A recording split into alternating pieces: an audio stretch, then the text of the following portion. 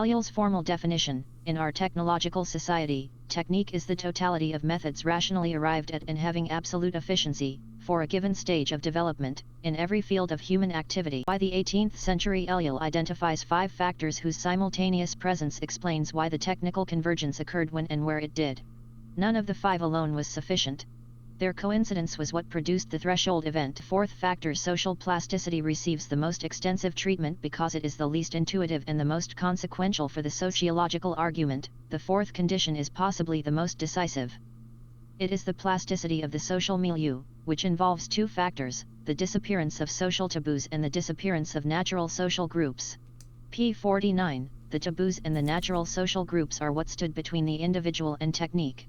Religion maintained taboos against the manipulation of the natural order. The guild, the family, the commune, the religious fraternity, these natural social groups gave the individual loyalty structures that competed with the demands of the technical system. While they existed intact, technique could not penetrate all areas of life. Once they were dissolved, and Ellul documents their dissolution through the French Revolution's specific legislative acts, the individual stood alone. Society was already atomized and would be atomized more and more. The individual remained the sole sociological unit, but, far from assuring him freedom, this fact provoked the worst kind of slavery. p. 51. The atomization produced the plasticity the technical system required. An uprooted individual removed from guild, family, and commune is available to the factory, the labor market, the state apparatus, and the mass media in ways that a person embedded in intermediate structures is not. The 6 characteristics of modern technique. Ellul's central analytical achievement in the technological society is the identification of 6 characteristics that distinguish modern technique from all prior technique. These are not descriptions of technologies. They are descriptions of a process: how technique, once it achieved the convergence of the 18th century, began to behave as a self-organizing system.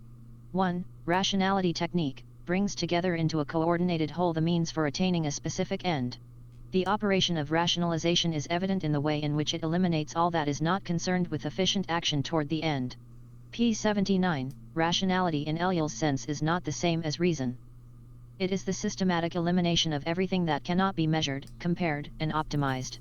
Aesthetic judgment, moral scruple, traditional constraint, personal preference, all are expelled from the technical domain because they cannot be subjected to one best way analysis.